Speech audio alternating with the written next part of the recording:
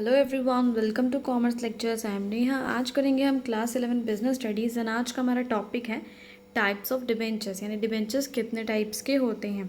तो सबसे पहला टाइप है आपका सिक्योर्ड डिबेंचर। सिक्योर्ड यानी सिक्योरिटी देना, ठीक है, कुछ गिरवी रखना।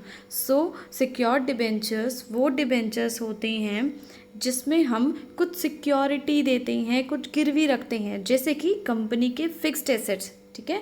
सो वो डिबेंचर्स सिक्योर्ड डिबेंचर्स कहलाएंगे जिसमें कि फिक्स्ड एसेट्स पर चार्ज होगा, यानी फिक्स्ड एसेट्स को गिरवी रखा जाएगा। और debenture holders can recover money from the mortgage property, यानी जो हमने मोर्टगेज प्रॉपर्टी यानी जो प्रॉपर्टी हमने गिरवी रखी है, अगर हम डिबेंचर होल्डर्स को उनका पैसा नहीं देते हैं तो वो हमारी मोर्टगेज प्रॉपर्टी बेच देंगे और अपना पैसा रिकवर कर लेंगे। नेक्स्ट है आपका अनसिक्योर्ड डिबेंचर्स। ये डिबेंचर्स बिल्कुल सिक्योर्ड डिबेंचर्स के अपोजिट हैं, जो कि अनसिक्योर्ड होते हैं, यानी इनके लिए कोई सिक्योरिटी नहीं रखी जाती है, कुछ भी गिरवी नहीं रखा जाता है। Do not carry charge on fixed assets. Fixed assets पर कोई चार्ज नहीं होता, यानी फिक्स्ड एसेट्स बिल्कुल फ्री होते हैं, गिरवी नहीं रखे जाते हैं। इसमें क्या है, अगर हम डिबेंचर होल्डर्स को उनका पैसा नहीं देते हैं तो डिबेंचर होल्डर्स जो है केस कर सकते हैं, हम पे कोर्ट में जाके हम पे केस कर देंगे, बट वो हमारी एसेट्स बेच के अपना पैसा रिकवर नहीं कर सकते हैं। सिक्योर्ड में क्या था कि हमने फिक्स्ड एसेट्स गिरवी रखे थे तो वो हमारे फिक्स्ड एसेट्स को बेचकर पैसा ले सकते थे, लेकिन अनसिक्योर्ड में हमने फिक्स्ड एसेट्स को गिरवी नहीं रखा है, तो हमारा जो फिक्स्ड एसेट्स है वो सेफ है, हमारे फिक्स्ड एसेट्स को कोई नहीं बेच सकता है। नेक्स्ट है आपके कन्वर्टिबल डिबेंचर्स। कन्वर्टिबल यानी जो कन्वर्ट हो जाते हैं, और कन्वर्ट किस में होते हैं, इक्विटी शेयर्स में। तो जब क्या होगा, जब फिक्स टाइम पीरियड आपने जो भी डिसाइड किया होगा कि 10 साल 15 साल का एक टाइम डिसाइड कर दिया, जब वो टाइम पूरा एक्सपायर हो जाएगा या टाइम पूरा हो जाएगा तो आपके डिबेंचर्स जो हैं वो इक्विटी शेयर्स में बदल जाएंगे, ठीक है, वो होते हैं convertible debentures. Ratio of conversion and period of conversion क्या है। रेशियो मतलब कितने परसेंट डिबेंचर्स कन्वर्ट होंगे इक्विटी शेयर्स में, 50%, 60%। पीरियड ऑफ कन्वर्जन मतलब कितने साल बाद डिबेंचर्स इक्विटी शेयर्स में कन्वर्ट होंगे। ये कब लिखा होगा, at the time of issue of debentures, यानी जब डिबेंचर्स इशू होंगे तभी ये सब क्लियर कर दिया जाएगा कि ये डिबेंचर्स कितने और कब जो है इक्विटी शेयर्स में कन्वर्ट होंगे।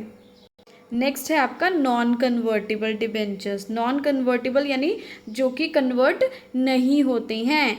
Do not get converted into equity shares. Equity shares में ये चेंज नहीं होते हैं, ये हमेशा डिबेंचर्स ही रहते हैं, और ये डिबेंचर्स हमेशा कंपनी के क्रेडिटर्स रहते हैं। क्रेडिटर्स वो लोग होते हैं जिनको हमें फ्यूचर में पैसा लौटाना है।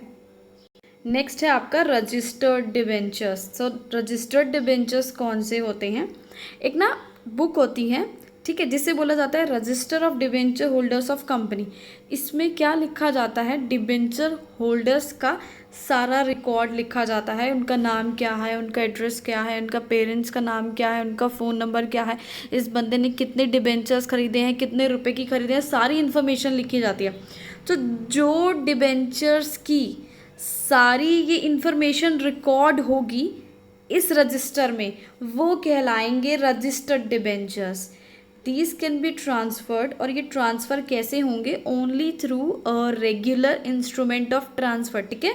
इनका यही प्रोसेस है ट्रांसफ़र करने का, यानी एक डिबेंचर को अगर दूसरे डिबेंचर होल्डर को देना है, बेचना है, ठीक है, तो यही प्रोसेस फॉलो होगा, इसके अलावा कोई प्रोसेस फॉलो नहीं होगा। क्यों, क्योंकि भाई जितनी भी इंफॉर्मेशन रिकॉर्डेड है वो सारी इंफॉर्मेशन चेंज भी तो करनी है ना।